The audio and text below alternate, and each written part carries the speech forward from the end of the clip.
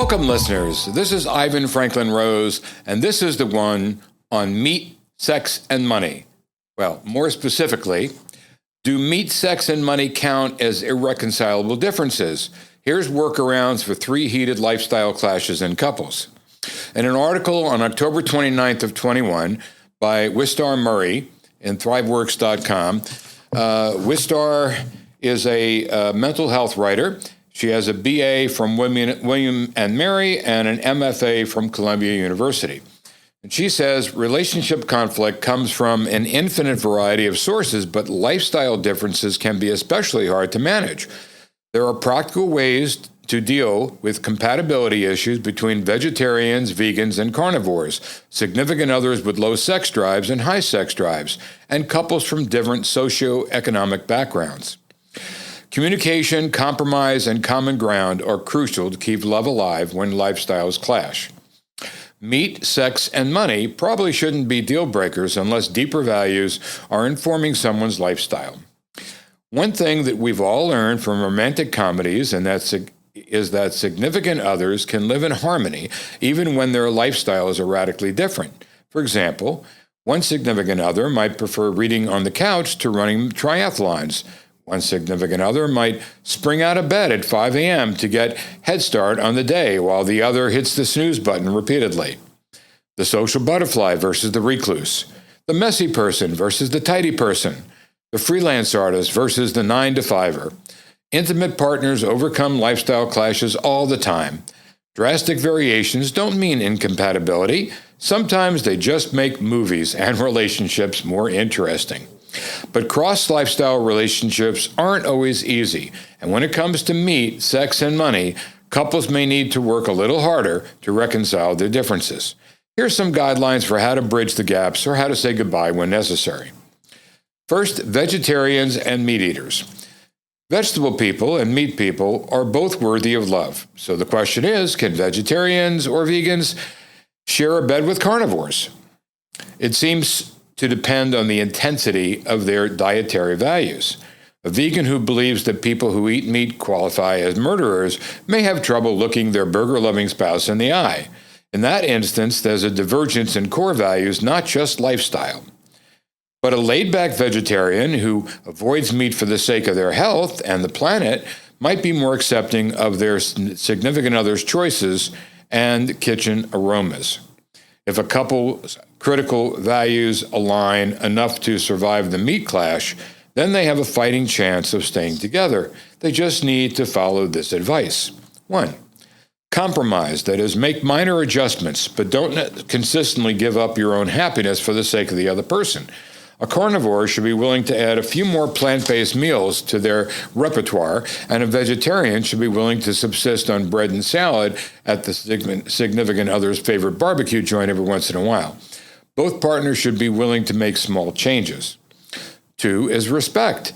You don't have to understand your partner's lifestyle, but you do need to respect it.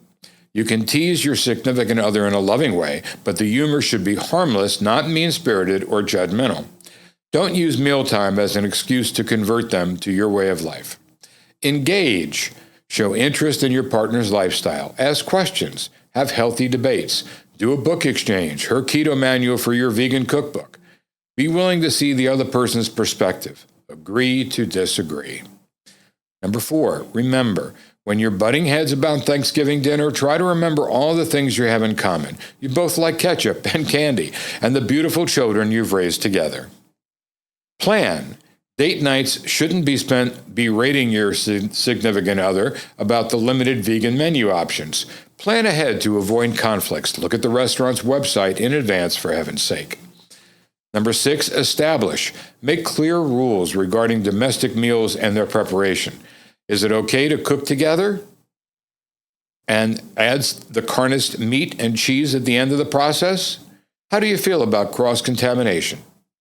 Do you need to cook separate meals with separate utensils, pans, cutting boards, etc.? Do couples always need to eat together? Be considerate is number 7. If you're doing the grocery shopping, check ingredients closely. Share refrigerator space so beef chili doesn't get more real estate than broccoli crowns. Be flexible. People change. Let them. Your lifelong vegetarian spouse may suddenly develop a hankering for bacon. Your carnivorous significant other might start grilling plant-based meat. You never know. And I've tasted plant-based meat. I've gone to a plant-based show in New York they have every year. And some of it tastes really, truly exactly like, regular meat. And some of it doesn't. But if you buy something in the store, especially Publix, and you don't like it, then you just return it and they'll give you your money back. You have nothing to lose to try something from your other person's palate. Let's cover the next section of differences, which is low sex drive versus high sex drive. Significant others can also have wildly different sexual appetites. Your libidos might sink at the beginning of a relationship, then gradually become imbalanced. One person isn't getting enough sex while the other person is getting too much. Then negative emotional patterns might come into play. One person wants more intercourse and feels rejected when their significant other isn't feeling it. Over time, the significant other feels pressured and guilty, and the person with the higher sex drive feels hurt and neglected. So what can you do? Well, first, acknowledge that no one's sex drive is wrong. You're just experiencing a mismatch. It's not fair for one partner to say that their sexual desires are healthy and their significant other's desires are unhealthy. This is biology we're talking about. Rule out medical and psychological reasons for lack of a sexual desire is number 2. Are you or your partner on a new medication? Has something changed hormonally? Is someone going through an emotional difficulty? Is someone overstressed or feeling underappreciated? A lot of things can cause hyposexuality. Psychological factors can also influence hypersexuality. For example, some people may cope with anxiety through having more sex. Understand your partner's love language. See if physical touch is part of it. Know this in the beginning. It's very helpful. But also, remember that sometimes a partner likes to be wooed into a physical mental attitude. In other words, they don't like someone just to get to business. Other times, a spouse may want someone just get to the good stuff. But a lot of times it's about, pre-app and maybe a good meal together and maybe some foreplay in the beginning. So you get to know what your partner needs and wants so you understand their love language, especially in bed. All right. The next is communicate. Yes, sex can be sensitive to talk about, but committed humans can do difficult things. What are your underlying beliefs about sex in long-term relationships? Do you think couples have to be in sexual sync all the time, or something is wrong? Open communication can clear up misunderstandings like, this is my fault, or you're not attracted to me anymore, or I feel like you only want me for sex, or I didn't realize we were having a problem. Empathize with each other's point of view. So understand there may be a lot of things going on, there may be reasons for things, and there could be something psychological that your partner needs or wants to be in the mood you want them to be in. Some people can go from argument to wanting to be physical. Other people want to stay away from each other after argument. You really have to know your partner. Number 4, talk about what worked in the past. Reminisce about a time when you two were both super into your sexual experience. Could you try to rediscover similar turn-ons? And number 5, plan your sexual encounters. It may not sound sexy, but if a high sex drive partner knows that sex is definitely happening on Saturday night, they may not nudge their low sex drive partner as much during the week. And the low sex drive partner may be able to prepare mentally or physically by getting in touch with their body so they're more in the mood when sex time rolls around. Now, I agree and I admit that impromptu is the best way to go if possible. Just where you both feel like doing it or a kiss leads to something else. But at least if you're aware, and be aware of whether alcohol plays a part in your ability to do things. Sometimes alcohol will make a person less likely to be able to climax or be able to get hard. So these are things you have to work out and talk about and know. All right. So number 6 is get creative with physical affection. These compromises can be PG rated or X rated. Number 7, don't cheat. Infidelity is not the answer, but sex therapy or couples counseling might be. The next area of difference is rich background and poor background. Financial conflict is one of the main reasons that people get divorced in America. In her book, Power of the Past, Understanding Cross-Class Marriages, author Jessie Stribe proposes that partners from different socioeconomic backgrounds tend to have differing beliefs, attitudes, and behaviors. For example, someone who grew up in a blue-collar family might be more spontaneous, while someone who grew up in middle class might prefer to plan and manage. In couples, these differences might play out in money-based conflicts about the best way to go about getting a new job, or whether or not to save for a rainy day. So if one partner grew up rich and the other partner grew up poor, what's the best way to find financial harmony? Well, talk about money. Don't wait until you're fighting over the credit card bill to have those discussions. Try to agree in advance on some financial boundaries, budgets, and goals. Hold periodic state of the bank account meetings. What's your financial picture as a couple? Recognize class-based strengths is number 2 on this list. Celebrate your complementary traits. According to Stribe's book, someone from a lower class background might be better at going with the flow, maintaining an identity separate from work, and being emotionally intimate. Someone from a middle class background might be more organized or managerial because they experienced the world as predictable and stable during their upbringing. Don't ask your significant other to change is number 3, but forced conversion is different from healthy influence. Emily Simonian, a licensed marriage and family therapist at ThriveWorks in Washington, D.C., says it's a relationship red flag when a partner can't accept influence. If your partner is unwilling to compromise, says Simonian, or even hear the smallest things that others suggest to them, you might want to rethink taking the relationship to a more serious level. Accepting each other's influences is vital to our harmonious partnership because it illustrates a crucial act of love, the ability to consider each other's thoughts, feelings, needs, or desires, not just your own. Number 4 is allocate tasks that play to a spouse's skill sets. For example, the significant other who grew up wealthy might be better at managing the 401k, and the spouse who grew up disadvantaged might be better at making every dollar count on vacation. Number 5, recognize your own class biases and your own privilege. Remember that what you grew up thinking was normal may not be so, and certainly not your significant other's normal. So do you judge people harshly who grew up with money? Do you subconsciously believe that being poor is some kind of personal failure? Class is difficult to discuss in part because it's so moralized in America. Try to remove the judgment and empathize with the person.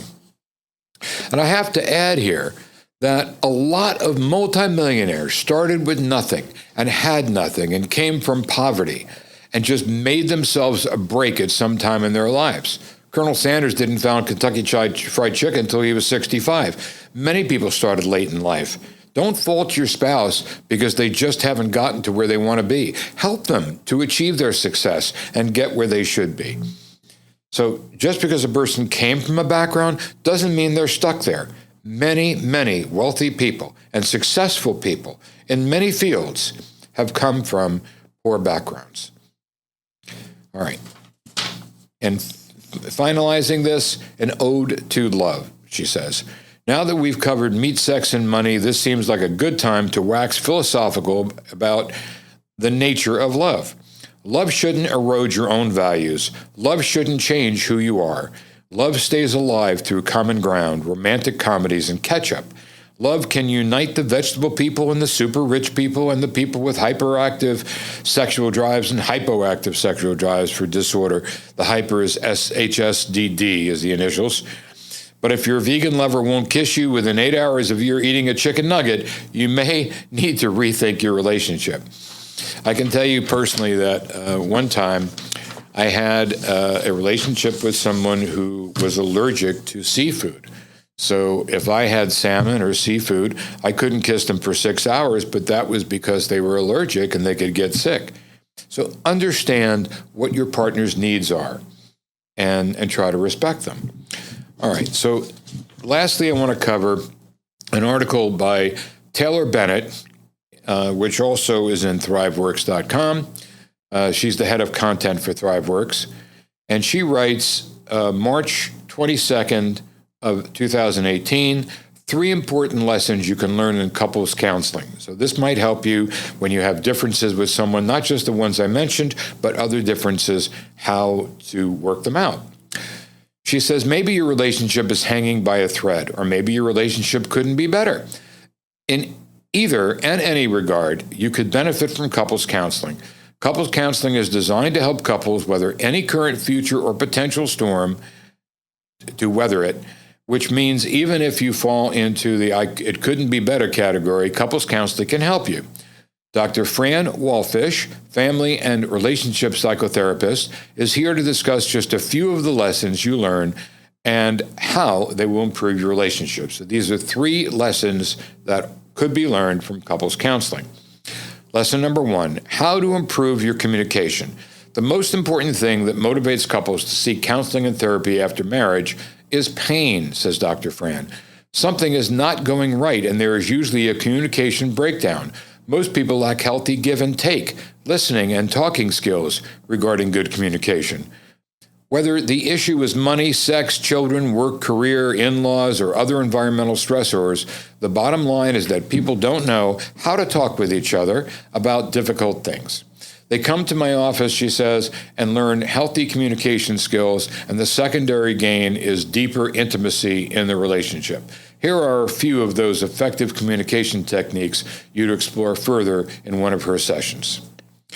Identify thoughts, feelings, and needs is number 1. Instead of approaching a conversation confused or uncertain, you should think about your thoughts, feelings, and needs beforehand so you can clearly communicate them to your partner. Number 2 is use I statements. Own how you feel by using I statements rather than focusing on what your partner is or isn't doing. This will make for a more productive conversation. Number 3 is ask for feedback. Invite your partner to express how they feel about what you've said. Make it a 2-way discussion. Number 4 is listen, don't defend. Now it's your turn to listen. Refrain from taking offense and really listen to what your partner has to say. And number 5 is reflect. Before you bring the conversation to a close, discuss your takeaways. What did each of you get out of the conversation? Is the problem resolved? Now, lesson number 2, how to work effectively through conflicts. The next things you should learn by talking to a stranger are vulnerable issues in your partner if you are part of a couple, Dr. Fran explains. As you learn about yourself, so will your partner. The benefit of discussing couples issues is that you are privy to listening to your partner's struggles and conflicts too. You have the privileged opportunity to heighten your sensitivity to him and go gentle when trading delicate territory. It can be difficult to open yourself to vulnerability, but as Dr. Fran has said, it certainly pays off. Instead of focusing on all of the things that could go wrong, focus on all that could go right. You'll build a stronger relationship, you'll grow closer to one another, and you'll have the opportunity to show your partner just how much you support and care for them. Lesson number 3, and last on the list, is how to strengthen your bond by keeping yourself accountable. The final lesson taught in couples counseling that Dr. Fran is going to discuss is keeping yourself accountable. She says that hearing your own voice verbalize problems and issues in therapy forces you to acknowledge your own shortcomings, whereas hearing someone else bring up your shortcomings is likely to upset you. If you find yourself getting increasingly upset or defensive when your partner brings up his or her concerns, try implementing one of the following relaxation techniques. Practice slow, focused breathing. I've talked about before in some of my podcasts. Go for a walk. Write down your feelings. Visualize a relaxing experience ingrained in your memory. Completely remove yourself from the conversation if necessary. Learning to take responsibility in your relationship is a vital key to keeping that bond strong. But remember, nobody and no relationship is perfect. We will, without question, inadvertently miscommunicate and hurt our partner's feelings, says Dr. Fran. We must be able to tease apart what is our own unfinished business and what issues belong to our partner. Most people are too quick to look around outwardly and point a finger at the other. This is playing with fire. Always best to first take that painful look within and be accountable for your own mistakes before judging and blaming the other person. That is the powerful value of talking to a stranger. It also helps you become more flexible and open-minded, which are two qualities required for good mental health. So we've talked about some interesting common differences that people have, and we've discussed ways of solving problems. Now, we've covered in previous episodes some other ways of solving conflicts in general, but I hope this gives you an idea on some particular ones. It helps to talk to your partner. It helps to understand their point of view. Put yourself in their head and see where they're coming from. You know, everyone grows up with a certain idea in their head of how to solve things. If their parents solve conflicts in a healthy manner, they may be able to do that. But if their parents didn't, and they grew up around people that argued all the time and never could solve problems, they may be coming from that kind of place. And it doesn't hurt to turn within, reflect on one's own actions, and then have a family meeting every once in a while. I talked about this in one of the episodes. Put down on paper the good things that someone did during that period of time between meetings, and then the things that you'd rather they do a little better are presented in the way of, when this happened, I prefer you handled it this way or handled it that way. I prefer you would have said this or would have said that. And it's a positive way of treating the negatives. So you can refer to that episode for more details. But basically, you can work things out if you try.